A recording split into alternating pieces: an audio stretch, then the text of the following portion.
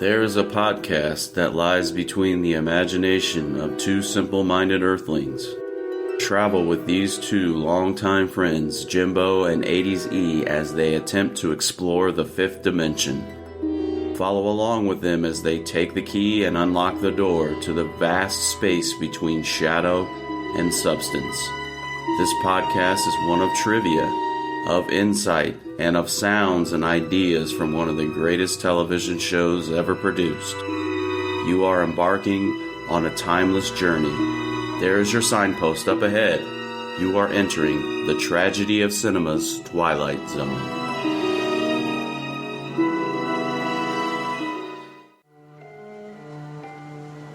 You're riding on a jet airliner en route from London to New York. You're at 35,000 feet atop an overcast and roughly 55 minutes from Idlewild Airport. But what you've seen occur inside the cockpit of this plane is no reflection on the aircraft or the crew. It's a safe, well-engineered, perfectly designed machine. And the men you've just met are a trained, cool, highly efficient team. Problem is simply that the plane is going too fast, and there is nothing within the realm of knowledge, or at least logic, to explain it. Unbeknownst to passenger and crew, this aeroplane is heading into an uncharted region, well off the beaten track of commercial travelers. It's moving into the Twilight Zone. What you're about to see we call the Odyssey of Flight 33. All right, guys, welcome back to the Tragedy of Cinema podcast, the Twilight Zone series. I'm your host, Jimbo, and joined once again by 80s E here on this side of the universe, if you will, the fifth dimension side of the northern side. Hey, just for kicks, let's just say one day that something like Ready Player One does happen, and we can actually put on virtual headsets, and we can host a Tragedy of Cinema live event on virtual reality. How cool would that be? Wow, you're several years into the future there. How much is a VR setup like that? How much would that cost? Actually? Well, like a VR set right now is running between $500 to $800 from what I've seen. But as far as actually getting into like your own little space, I'm not sure. That's something we'll check on. That'd be fun though. I know Eric will show out that money for a VR set, won't you? Yeah, sure. $800, no problem. Right. So here we go. We're starting this episode, which is season 2, episode number 18. We're probably closing maybe the halfway point, maybe a little past the halfway point for season 2. This is the Odyssey of Flight 33. And let me tell you, they could have just took off the Issy on that part because this is an odd episode. Yeah, it is. I thought maybe you would want to talk about the Odyssey of I-65, which you had on Sunday afternoon. You want to share a little bit about that story? Yeah, man. I was coming home. We got off work a little early. And, I'm like, man, I'm going to get home early. The Super Bowl's coming on. Excited. Then about 50 miles away, dead stop on the interstate. I mean, dead stop. And so I'm sitting there, and I'm texting Eric. I said, Eric, can you see what's going on? And he's like, yeah, let me look. I said, I've been sitting here for like 45 minutes already. And then he sends me this tweet back. It says, yeah, dude, you're going to be sitting there a lot longer because, as they said, they ain't going to open up for another 2 hours. So, dude, I sat there for 3.5 hours at a standstill on I-65 North. And I guess there was a major accident. The Lifeline helicopter and all that came in. So hope everybody's okay with that accident. But I was not having a good time. But luckily, I had used the bathroom before I got on the interstate not too long ago, so I was good at that department, and I had a bottled water, so we were good either way. Yeah. Man, I can't imagine. I'd be pulling my hair out 3.5 hours. I was feeling for you on Sunday. Have you ever been stuck in? No time travel in that. Have you ever been stuck in traffic for that long?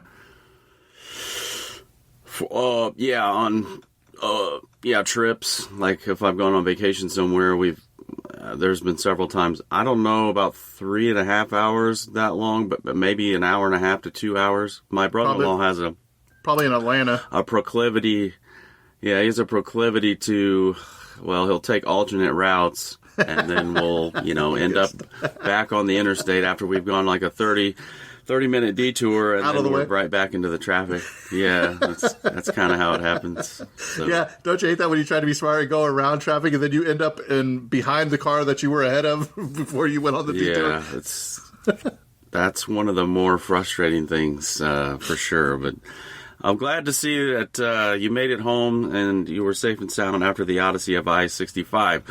So with that transition, let's move into the Odyssey of Flight 33 here on the Twilight Zone Season 2, episode number 18. And this episode was directed by Justice Addis. I think he was a last-minute replacement. We may have some trivia on that. I don't know. Later in the episode. This episode was written by Rod Serling, and the original air date for this particular episode was on February the 24th, 1961, which brings us to our famous little segment we like to call On This Day in History. On this day in film and TV history. Actually, I don't have any TV history for February 24th, but in film, 1955, we're going to talk about the 12th Golden Globes.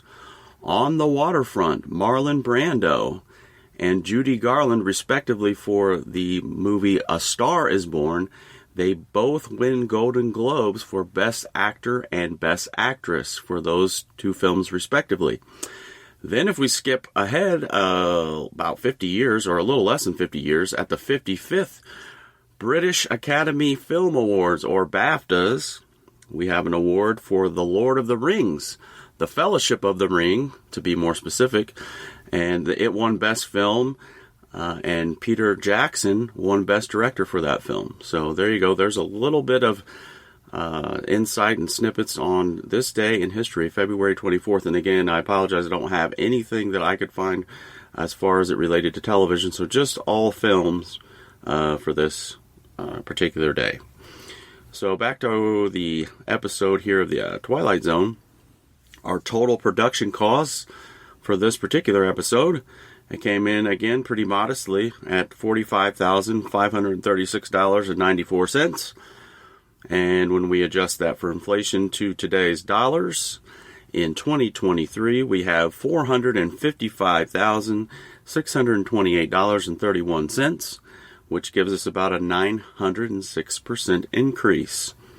And let me give you some dates, some important dates. So dates of rehearsal for this episode, October 18th and 19th of 1960.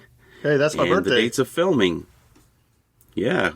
So you weren't born yet, though. No. You were about 30 some odd years later. You would roll around.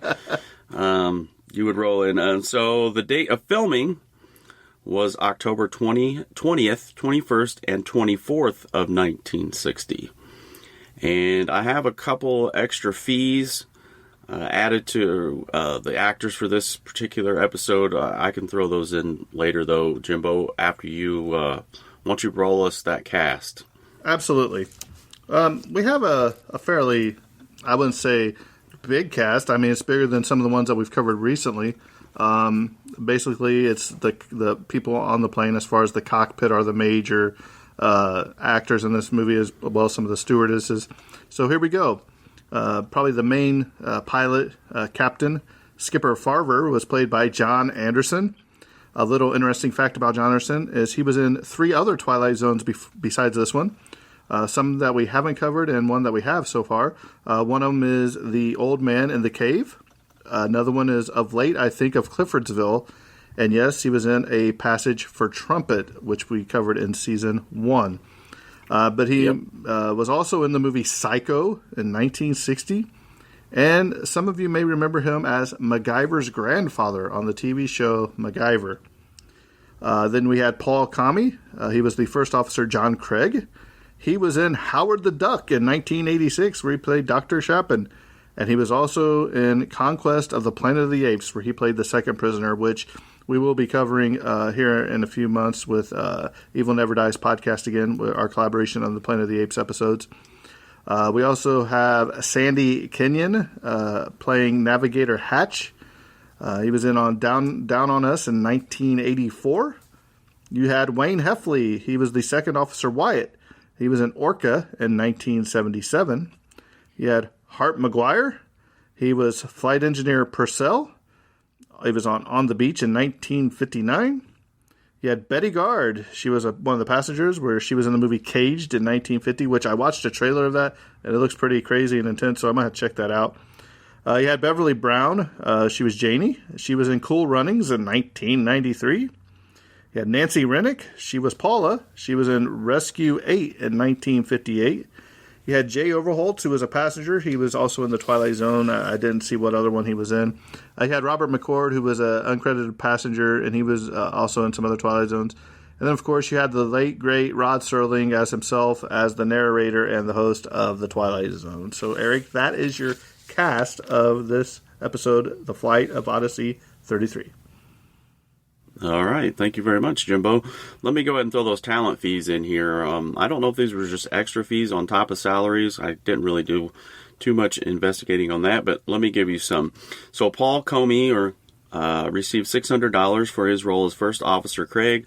Harp McGuire received $500 for his role as Flight Engineer Parcell. John Anderson received $800 for his role as Captain Farver. Wayne Heffley received $500 for his role as Second Officer Wyatt. Beverly Brown received $350 for her role as Stewardess Jane. Sandy Kenyon received $600 for his role as Navigator Hatch. And that comes from the Martin Grams Jr.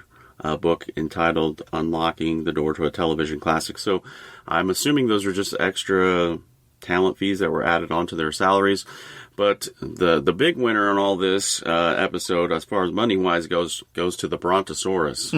he got the most money. Yes, he did. Dedicated to his part, and we'll get to that shortly. So let me give a brief plot or synopsis here. Actually, let me back up a little bit. Let's talk about John Anderson, because I did write just a mini bio, and I just have a few trivia facts about him. Our main character, the Captain Farver here. He was born on October 20th, 1922. How about that, Jimbo? Okay. In Clayton Hills, Illinois. And he died on August 7th, 1992 in Sherman Oaks, California. He actually had a high opinion of Rod Serling and was proud to be featured in 4 episodes of The Twilight Zone, 4 mentioned by Jimbo, in 1959. And he was in 4 episodes. Probably most memorably known as the tuxedo-cladded Gabriel. He was an angel in The Passage for Trumpet, which we've already covered. He was doing for Jack Klugman, it says here, he was doing for Jack Klugman what Henry Travers did for James Stewart in It's a Wonderful Life. Mm-hmm. His first appearances on television was on Gunsmoke in 1955. More specifically, he played in an episode called Buffalo Man, which climaxed with a brutal fistfight between his character Ben Sipple and James Arness, who played Marshal Matt Dillon. This sequence also featured Jack Klugman, who would later co-star with him in The Passage for Trumpet in The Twilight Zone a few years later. He bore a strong resemblance to President Abraham Lincoln and portrayed him 3 times. He also played Presidents Andrew Jackson twice and Franklin Roosevelt once. Anderson had lost his own wife shortly before appearing in Star Trek The Next Generation in an episode called The Survivors, which I think I've seen almost all of The Next Generation. I have to go back and watch that episode. But he struggled with that episode, Survivors, and said that the subject matter made the role of Kevin Uxbridge one of the most difficult of his career. So apparently that episode must have hit very close to home for whatever reason. After his death in 1992, he was cremated and his ashes were taken out to sea as part of his membership with the Neptune Society. So I did a little digging on what the Neptune Society is, and apparently they specialize in cremation and subsequent burials at sea. So that's kind of what they do. So he was cremated and his ashes were spread out to sea. So he served in the United States Coast Guard in World War II. He spent a year at the Cleveland Playhouse before going to New York and Broadway early in his career.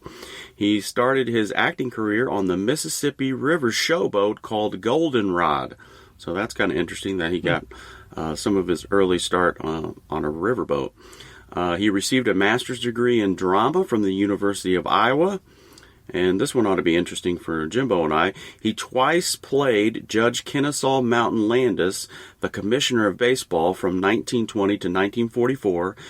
Landis was brought in by the team owners to restore public confidence after the 1919 Black Sox scandal. And he played in a movie called Babe Ruth, a television made-for-television movie called Babe Ruth in 1991, where he played the commissioner, and then also the famous movie 8 Men Out in 1988. He played Commissioner Landis in both of those movies. He shares the last name with Richard Dean Anderson and played the grandfather, as Jimbo said, of MacGyver in 1985, despite being there was no relation there. And more specifically about this episode, and this will wrap up the trivia about John Anderson, he says about this episode, "We looked darn serious doing that show," laughed Anderson, "but we had a blast filming it. The guys playing my co-pilots were great. The director had trouble getting us settled because we were having so much fun. When you see me looking out at the dinosaur, I'm really looking at the poor director. As soon as he would yell, 'cut,' we were cracking jokes again. We were confined to this little cockpit, and whenever the director said, 'There's a dinosaur,' we had to pretend that it was out there. I saw this episode recently, and I was amazed that I was able to spew out the technical gobbledygook." So there's John Anderson, a little snippet bio of him. So, moving along, let's talk about the plot of this episode. So, Global Flight 33 is en route from London to New York in what appears to be a routine flight in a modern jetliner. Suddenly, however, the jet's speed increases to an incredible 3,000 knots, and they arrive in New York rather quickly. Neither the captain or his well-trained crew can explain what happened. A strange tailwind, perhaps, but they are certainly not prepared for what they find as they survey the land below them. So there you go, a little plot line. In the opening scenes, anything that sticks out? I know Jimbo got a few extra books. Well, he added to his collection a little bit. I don't know if there's anything off the top that you want to share with us. Well, Eric, I just opened those books today, so obviously they weren't... Oh, okay. I didn't have time to incorporate those into this episode, but starting next week we will have some more information. I'm pretty excited about them. But I'll go ahead and I'll do a little bit of how this whole scenario came to be. So, in my trusty sidekick book, The Twilight Zone Companion by Mark Scott Zickrey, which is one of my favorites. Matter of fact, I just got the updated, expanded, and revised 3rd edition. It's got a lot more information in it. But I was reading through some of this paragraphs, and I was like, man, okay, that's good. Okay, that's good, too. So I figured I'm just going to read this whole little section until where I feel it needs to be cut off, because it's so good, and it opens up your eyes to several different things behind the scenes and how the story came up and the cockpit dialogue and all that. So here we go. On the day that Serling first conceived of the episode, one of the series' most effective and authentic, his brother, then an aviation writer for United Press International, was visiting from back east. Rod had taken him to MGM. Robert J. Serling recalls there was some mail on his desk at Cayuga Productions, and on the top was an envelope from American Airlines, and he opened that just about first. It was a brochure offering a mock-up of a 707 passenger cabin to any studio that was going to film a scene. It was something they used in stewardess training, and they decided to build another one. They had this one on the West Coast, and they were going to rent it out or sell it. We go back out on the studio, and he hasn't opened one blankety-blank piece of mail except this. We get to the car, and he says, "You drive?" And I thought, oh, God, something's wrong, because he never let me touch one of his cars. He wouldn't even let me put my finger on it, let alone drive it. So we're driving, and he looks at this brochure, and all of a sudden, he closes it and says, "Bob, suppose you had a jet over the Atlantic and it picked up a freak tailwind of such velocity that its ground speed was something like 8,000 miles an hour, and it was so fast that it went through a time barrier, and when it came in over Idlewood Airport, there wasn't any more airport, and they were back in prehistoric times." This was the flight, or the Odyssey of Flight 33. Bob Serling's involvement with the episode didn't end there. He calls me up about 2 weeks later. I was back in Washington, and he says, "Hey, I need cockpit dialogue for that jet that goes back in time." I said, "You need what?"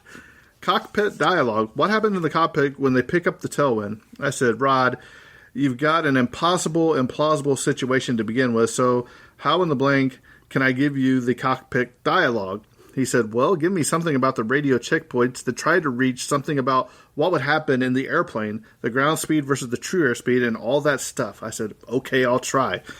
There was a TWA International captain living in Washington.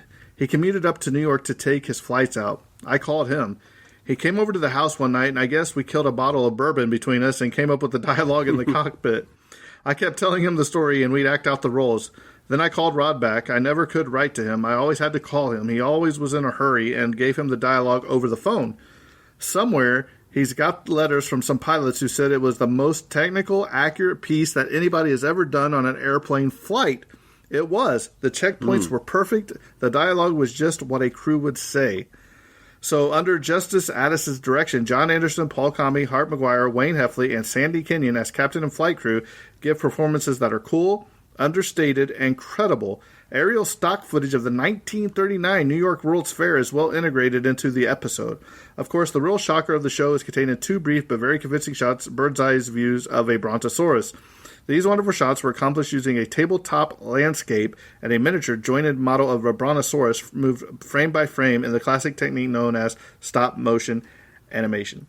The dinosaur was one of the puppets used in Jack Harris' picture, Dinosaurs, from which Projects Unlimited did the special effects, explained special effects wizard Wah Chang. The partners in project were Gene Warren, Tim Barr, and myself. We also did the effects for The Time Machine, 7 Faces of Dr. Lao, Wonderful World of Brothers Grimm, and as well as TV series Outer Limits and some of the effects of Star Trek and many, many more. So there's just a little backstory that actually Rod Serling's brother actually helped come up with some of the dialogue and what would happen to the flight if it did happen. So there you go. Right. Yeah, I think Rod's brother helped him on maybe at least 1 or 2 more episodes later. I believe it might be in season 5. So, yeah, kudos to him for helping him with the technical jargon and all the things that would make it more credible episode. And just how funny is it that they downed a whole thing of bourbon, a bottle of bourbon, and then they came up with the most accurate cockpit dialogue. You know what I mean? Yeah, for sure. We'll get to. There's one little goof that, well, I'll get to in a minute that they, one thing they kind of missed, but by way of just an outline here for this episode, we basically got 3 main movements. We got 1961 or current time, and then Jurassic period or prehistoric period, and then the third movement is back to 1939. So they didn't quite make it all the way back, and so we start out in 1961, and everything's going fine. We come in, a lot of the dialogue and a lot of the cinematography is in the cockpit of that mock-up 707. And so we discover that there's a sensation of speed, and the accelerating ground speed reaches 3,000 knots. And all of a sudden, the flight and the flight crew, they're unable to make contact with any control towers. And then Rod's narration comes in. What do you think about his narration there on the deck of the 707? Did you think that was pretty cool, or it was all right. Really matter to you? Yeah. So one of the things that I noticed in his monologue was that he used the line, "a safe, well-engineered machine." It's interesting that he was very careful with his language in the narration, not to scare people away from air travel. You know, after watching this episode, a person might be like a little bit apprehensive about, like, oh man, what if that would, you know. I thought that was kind of interesting that he was very careful with his language.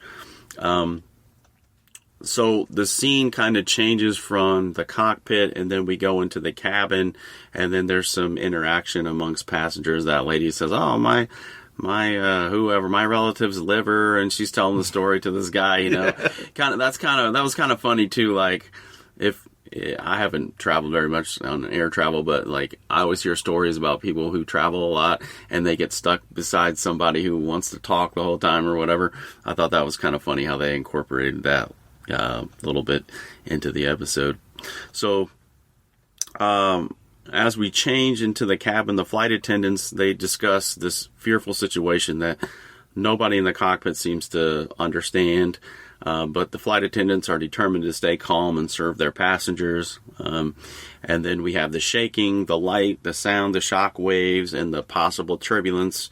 And then it's decided in the cockpit that they're going to descend because they have no frame of reference, like none of their instruments are working. So they're going to descend and try to figure out visually and try to establish some kind of visual contact.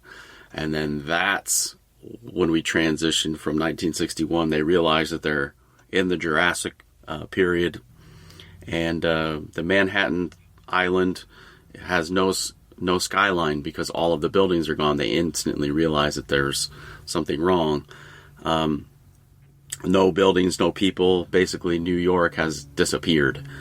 And I thought, here's a question that I had. Would the landscape even be recognizable? I thought about that. You know, if you went back, let's say, quote unquote, millions of years, I mean, would it even be recognizable, or would the Earth's, you know, I don't know. That's a question, a science question, I guess. Would, you know, the topographical or whatever, would the mountains all be in the same? I guess that's a discussion for another day, but that was one question that was raised in my mind. Like, would you even be able to tell? Would the rivers still be in the same place? Would a lot of the topographical stuff still be in the same place? You know, without pollution and erosion and all that stuff. Yeah. It's hard to say. Yeah, like all of that. Yeah, exactly. Like all of that stuff takes place over thousands or millions of years or whatever you think. Like, I don't know. That's something that just came to my mind. So New York has disappeared. You know, they descend, and then we get this famous shot of the dinosaur. And, you know, he's the Brontosaurus, and he's eating, and there's two stop motion kind of a far away shot and then a closer shot. And the Brontosaurus is kind of looking over his shoulder. He turns and looks the plane up. Flies by that. But just a little trivia about that. I think, Jimbo, you mentioned this earlier, but the Brontosaurus model and miniature jungle set is from a 1960 film called Dinosaurus, which used stop-motion animation. The expense of the two brief shots ran $2,500, making it the most expensive footage in the original Twilight Zone. So then I have another figure out of one of the books that we use, and it says that the cost of the special effects was a bit pricey at $39.40, almost 5 times more than the highest paid actor in this episode. So that was a really expensive piece of film that they incorporated into this particular episode. So we realize that the flight has gone back into time. Somehow, some way, Captain Farber says we've gone back in time some kind of way. So he decides, along with his other crew members, the decision is made to crank up the speed again of the airplane, to go back up and try to get into this jet stream and to go back to where they came from, in essence. So then we get some more shaking and light and sound and shock waves and all the turbulence again.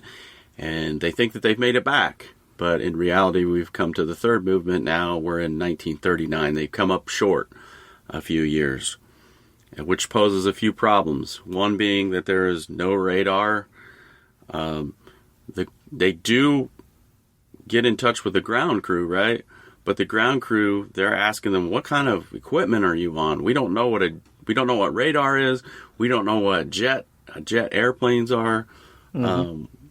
And Jimbo, did you have something? No, I was just saying. I was just agreeing. Oh, I'm sorry.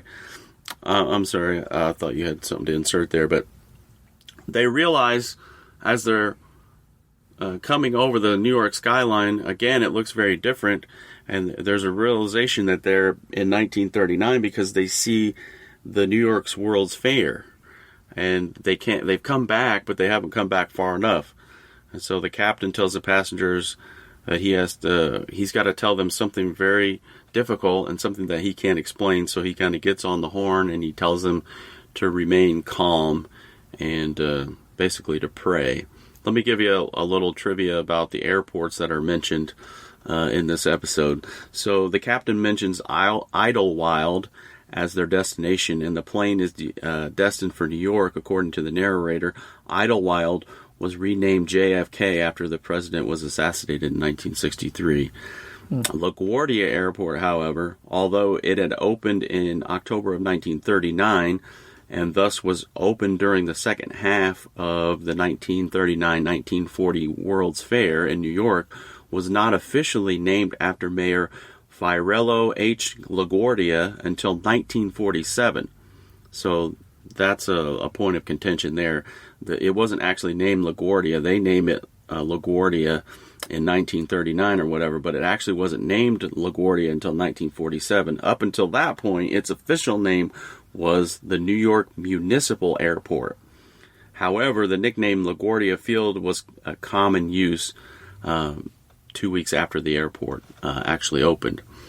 So those are just two little snippets there as it relates to the airports. The exterior shots of the aircraft, the name of the airline is not apparent, though it is described as Global Flight.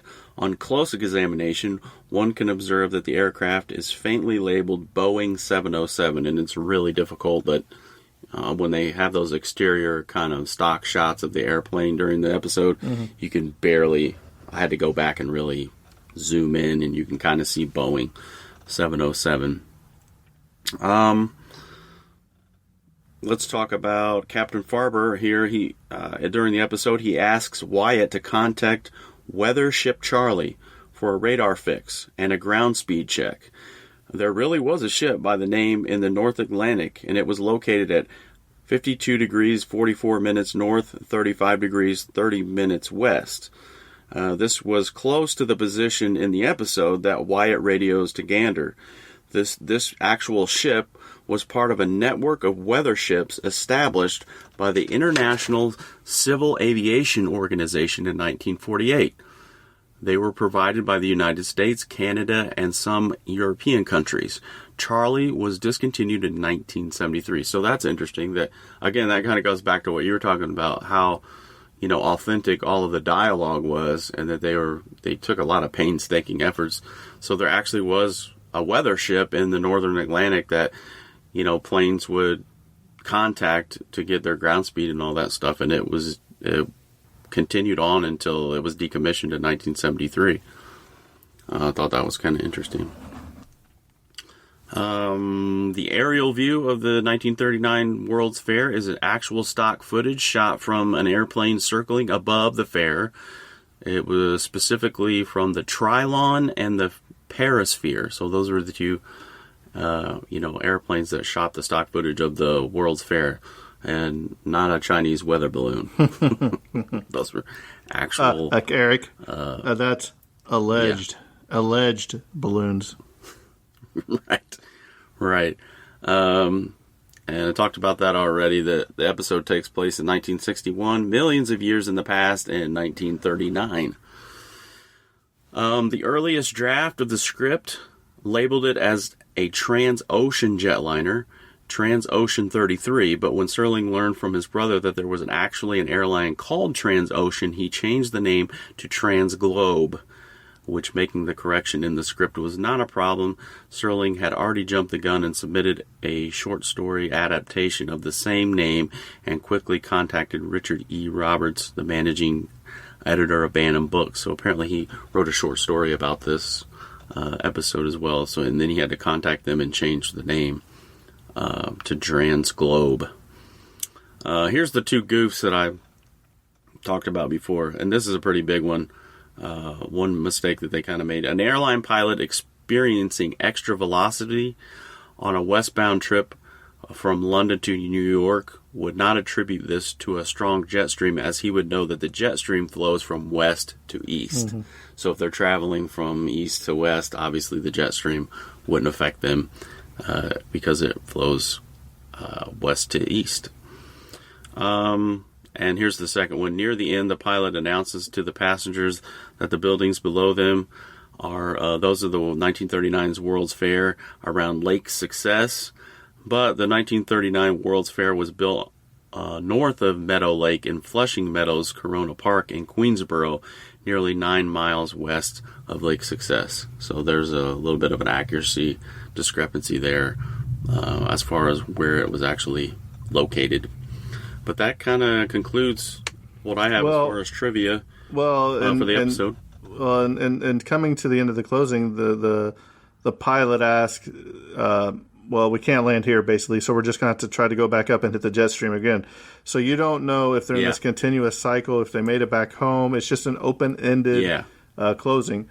which is a very interesting thing about, because he's asking, like, how much fuel did we have? You know what I mean? So you've always heard of, well, we'll go back to the episode in season 1. I can't remember the name of it, where the World War II fighter goes up in the fog and comes down, and he's in, like, present times. Remember? Yeah. I know you like that one. I did. Yeah. And then he ends up taking off again, and then basically he's just a ghost, basically wandering around the airlines or the skies forever, trying to get back home. Do you think that this crew is experiencing the same type of phenomenon where they'll never get back home, and they are just trapped in this purgatory of trying to land the plane? That they basically died? Yeah, I kind of considered that. I guess maybe that was part of my questions and observations. I think the flight crew know that they're not going to make it back to 1961, but that they're going to try anyway, even though they know that they're going to die, basically. And here's why I think that, because there's a piece of trivia that tells me why. Captain Farber says in the episode, "Theirs is not to reason why in the Valley of Public Relations." And then he picks up the phone and he tells all of the passengers, "Hey, this is what's about to go down," like, and he gives his little spiel over the intercom. "Theirs is not to reason why" is a line from Alfred Lord Tennyson's poem, The Charge of the Light Brigade, followed by the ominous line, theirs but to die, theirs but to do and die. The poem itself is about soldiers charging into battle knowing that they're going to die. Into the Valley of the Public Relations is a reference to a biblical valley of the shadow of death, and is also a play on the line of Tennyson's poem, Into the Valley of Death Road the 600. So I thought that was kind of interesting piece of trivia that I pulled out. I can't remember where I pulled it out of. But I had to memorize that poem back in grade school. Yeah, I think it's like half a league onward, all in the Valley of Death Road the 600. Do you remember that? Mm-hmm. Yeah, I remember it. I remember it vaguely. You memorized it much better than I did. But yeah, to answer your question, and that's a long way to answer your question, but I think that they are aware of their fate, but they're going to try anyway, and they're just sort of lost, like you explained. You're lost in this cycle of, phenomenon that they're not going to be able to get back. All right, let me ask you another question then.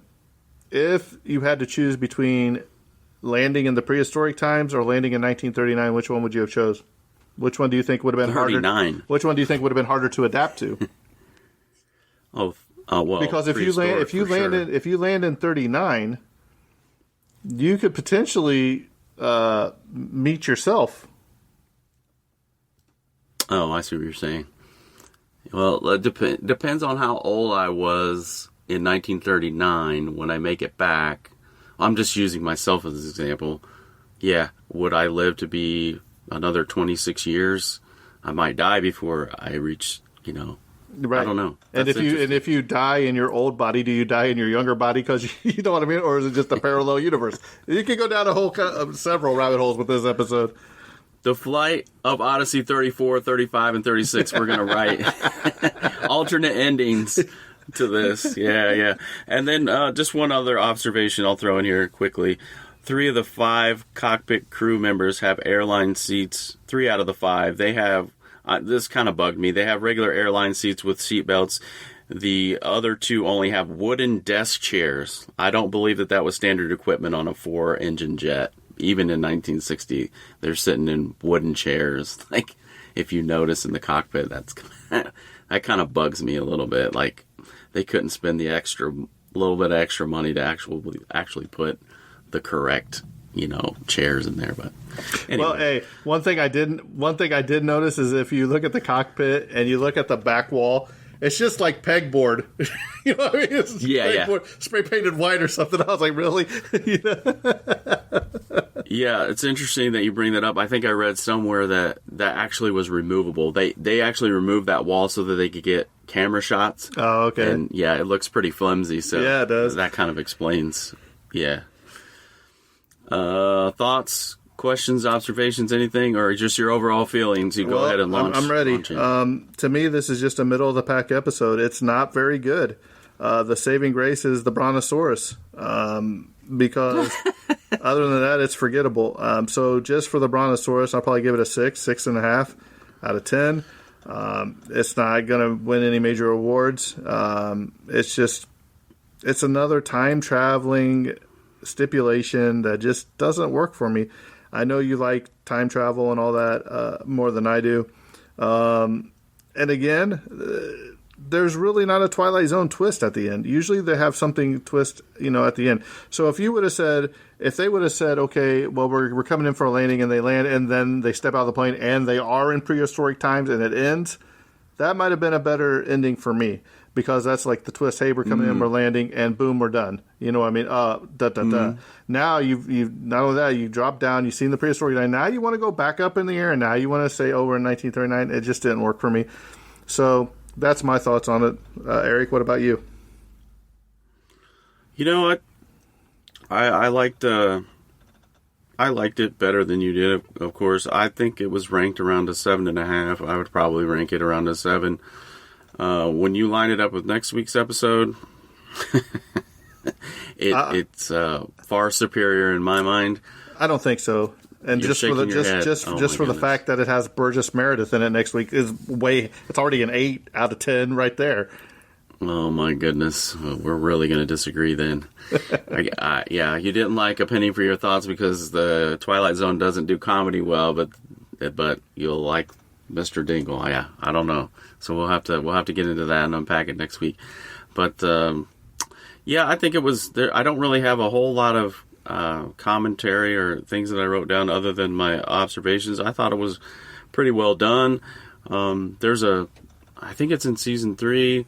There's like I can't remember the title of the episode, but it's about a missing flight, a flight that goes missing for 20 years or something, and then it lands 20 years later. That's a pretty interesting episode, but I don't want to jump ahead. But yeah, I thought it was pretty well done. I liked it. The cockpit was a little bit crowded. I don't know. They probably had a lot more co-pilots and such back in earlier jets. It seemed cramped and crowded, like Anderson said about it. But yeah, I thought it was fine. I thought it was in the middle of the road. It wasn't terrible. It's not the worst one we've seen, but it's not the best one. So I don't have a whole lot of commentary as far as that goes. But let me give you a little bit of preview of next week's episode, and maybe we can wrap this up. So the trailer for next week's episode, called Mr. Dingle the Strong, goes like this. I've only got, and this is Rod speaking, he says, I've only got about 18 seconds to tell you that next week, Mr. Burgess Meredith returns to the Twilight Zone as Mr. Dingle the Strong. He plays the role of an incredible little man who's given the strength of about 500 men and comes out of it as a kind of 20th century Hercules and Samson all rolled into one. It's designed to send you right from your set into a fast bowl of spinach. And then I thought this was kind of interesting. Sterling crushes a telephone that rings on the table. Yep. And he says, it's catching. So that was kind of a cool little snippet. So a trailer for next week's episode called Mr. Dingle the Strong. Jimbo, you want to wrap this bad boy up? Sure. If you'd like to follow us on the social medias, we are the Tragedy of Cinema podcast on Facebook. We're also on TikTok now, which has somehow already gained over 300 followers out of nowhere. But Eric, before we go, I have a joke for you. Are you ready? Let's hear it. Are you ready? Let's see if Eric gives me the clap or the boo. Are you ready? Or the wah wah wah. Okay. Are you ready? Hold on. Let me cue him up. Because here we go. Before you tell me the joke. Okay. You ready? Let's go. Eric, not everyone thought Cleopatra was cute. That's just how Julius Caesar. Hold on. There you go. There's your punchline. No. I thought I'd add a little fun to the end of that episode. So, yeah. But yeah, so stay tuned for next week when we do Mr. Dingle the Strong. So with that being said, I think this episode's coming to a close, and that's a wrap. And cut. A global jet airliner en route from London to New York on an uneventful afternoon in the year 1961. But now reported overdue and missing, and by now searched for on land, sea, and air by anguished human beings, fearful of what they'll find. But you and I know where she is. You and I know what's happened. So if some moment, any moment, you hear the sound of jet engines flying atop the overcast, engines that sound searching and lost, engines that sound desperate, shoot up a flare or do something, That would be Global 33 trying to get home from the Twilight Zone.